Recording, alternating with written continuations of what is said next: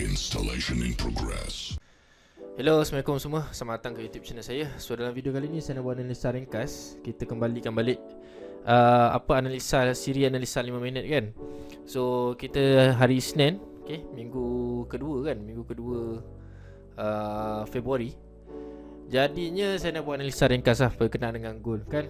Gold walaupun macam mana keadaan lah, macam mana laju sekalipun gold lah kan, korang tetap minat dekat gold kan. Okay, so saya buat analisis ringkas lah. Okay, so jom kita tengok dekat gold. Okay, jangan lupa macam biasalah, siapa-siapa yang belum subscribe ke YouTube channel saya, minta tolong subscribe, tekan bell notification tu kalau korang tak nak terlepas video baru daripada saya, dan jangan lupa tekan like. Okay, untuk gold kita ambil yang minggu lepas. Okay, ni zone minggu lepas yang saya bagi, tak silap saya, dekat time frame H1. Okay, zone ni dah turun dah. Zone ni saya kasih kat mana? Saya kasih dekat dalam channel Scalper Samurai. Okay, korang boleh tengok. Saya post tak banyak. Okay, apa nama ni mapping yang minggu lepas kan. Okay, gold ni sangat gold ni laju sangat guys kan. Saya target sell dekat area previous resistance. Kalau breakout kita akan ambil zone yang sama, kita akan buy kan. So apa yang dia buat kat sini, korang boleh tengok, ni time frame H1 juga. Okay, apa yang dia buat kat sini, dia okay, dia reject. Okay, dia reject, dia naik atas, dia reject, dia drop, dia pergi sampai ke target TP lah. Okay, cumanya dia pacak ni yang kita nak ni, dia punya pacak tu kau tengok tu 280 pip. Tapi dia turun dia banyak lah. Dia turun dia 2000 pip kan. Okay, tapi yang penting dia breakout zone ni. Okay, kita boleh tengok dia breakout zone ni. Nampak dia breakout zone ni, dia breakout, retest, pacak lagi. Okay, so hari ni nak pergi mana? Hari ni kita nak tengok dia pergi, kita nak tengok hala tuju barulah. So kita padam drawing ni semua. Kita tengok dekat time frame H4. Okay, zone ni simple saja. Kat sini kita dah ada low, high, high low. Expectation dia at least dia membuat high. Okay, dia membuat high lah. Okay, dia membuat high, breakout this previous high, breakout previous high ni. And then kita tengok lah, mungkin dia akan drop dulu, dia drop terus ataupun dia naik satu lagi. Okay, tapi ni jarak ni jarak ni saja dah beratus-ratus pip lah. Okay, sejauh mana dia boleh pergi saya tak tahulah. Kita tengoklah yang sebelah ni, zone yang sebelah ni apa dia boleh buat. So dekat sini kita boleh cuba target sampai ke area resistance sini lah. Okay, buat masa sekarang ni.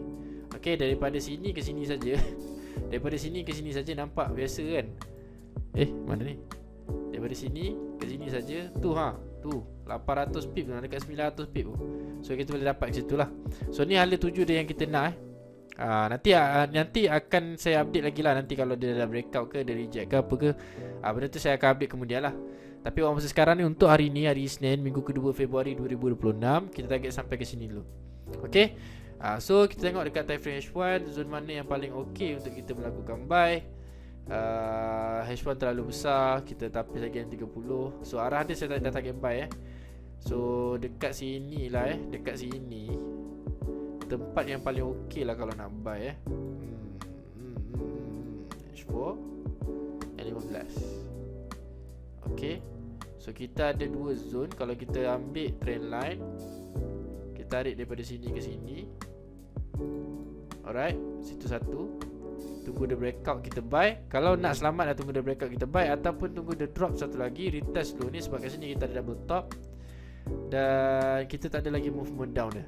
So boleh jadi dia retest kat zone ni balik. Sini balik, buy. Okay, zone ni pun nampak biasa tapi besar ni weh.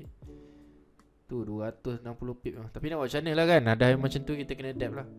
Okay, so sama ada macam ni ataupun tunggu dia breakout trend line, breakout,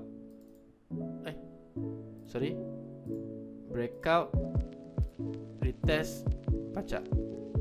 Kita target sampai dekat area 5, harga 5100 lah. Dekat harga 5100 ni saya target TP pertama.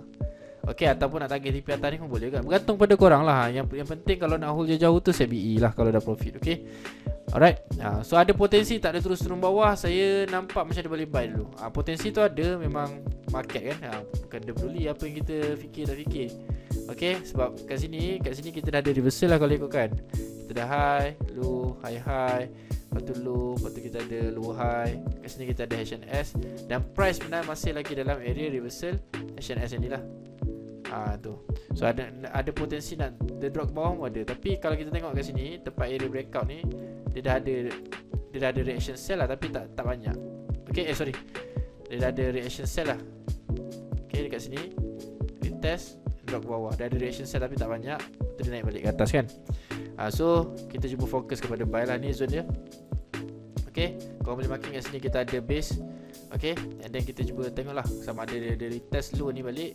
Low ni kalau boleh lah kan, nak selamat kan, tunggu ni masuk dalam, and then dia buat reaction out. Reaction out ni maksudnya dia keluar macam ni. Okay, okay, so dia buat reaction out macam ni.